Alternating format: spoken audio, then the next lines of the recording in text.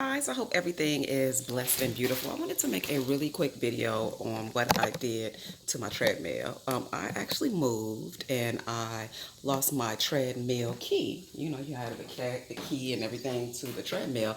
I have no clue what I did with it. So what I did was I was actually taking a shower and I decided, you know what?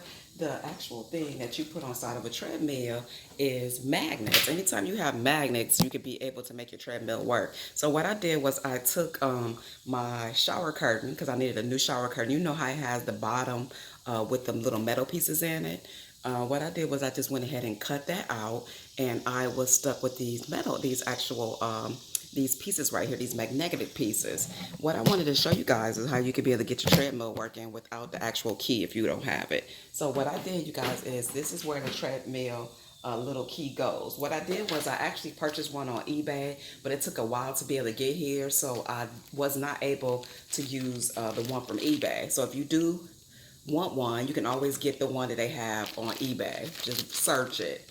But again, if you don't want to spend the money, I took three of the actual magnet pieces and I put them together. And watch this. And there we go, you guys. It is on.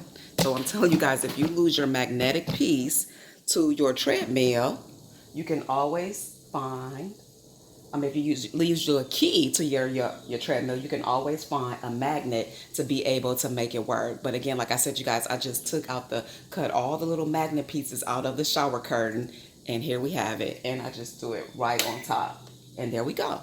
So that is a quick and easy way to make your treadmill work if you lost your key. And like I said, if you want to be fancy and you want your key back again, just go straight to eBay or Amazon and they can be able to help you with that. You can get a universal key. But just quick, easy, to the point. Don't forget to rate, comment, and subscribe. And I'll chat with you guys later. Bye.